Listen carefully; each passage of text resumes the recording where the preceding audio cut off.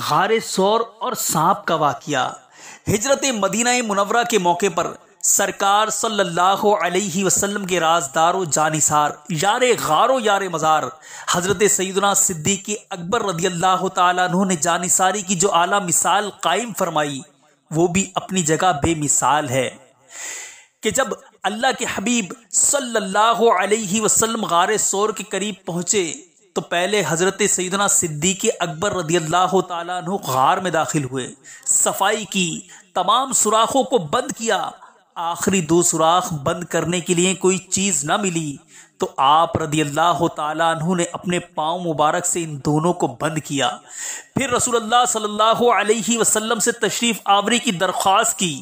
रसूलुल्लाह सल्लल्लाहु अलैहि वसल्लम अंदर तशरीफ ले गए और अपने वफादार यारे गारो यारे मज़ार सिद्दीक़ अकबर रदियल्लाहु ताला अन्हु के जानों पर सर रखकर महवे इस्तिराहत हो गए, यानी सो गए।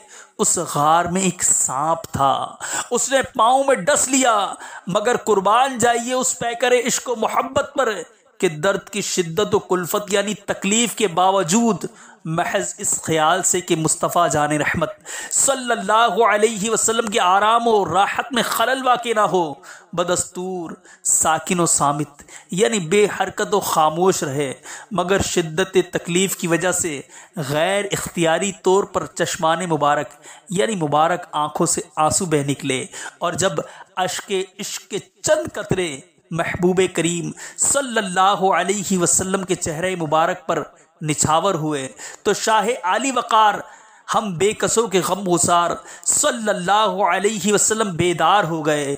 इस्तिफसार फरमाया, ए अबू बकर क्यों रोते हो? हजरत सैयदना सिद्दीक़ अकबर रदियल्लाहु ताला अन्हु ने सांप के डसने का वाक़िया अर्ज किया।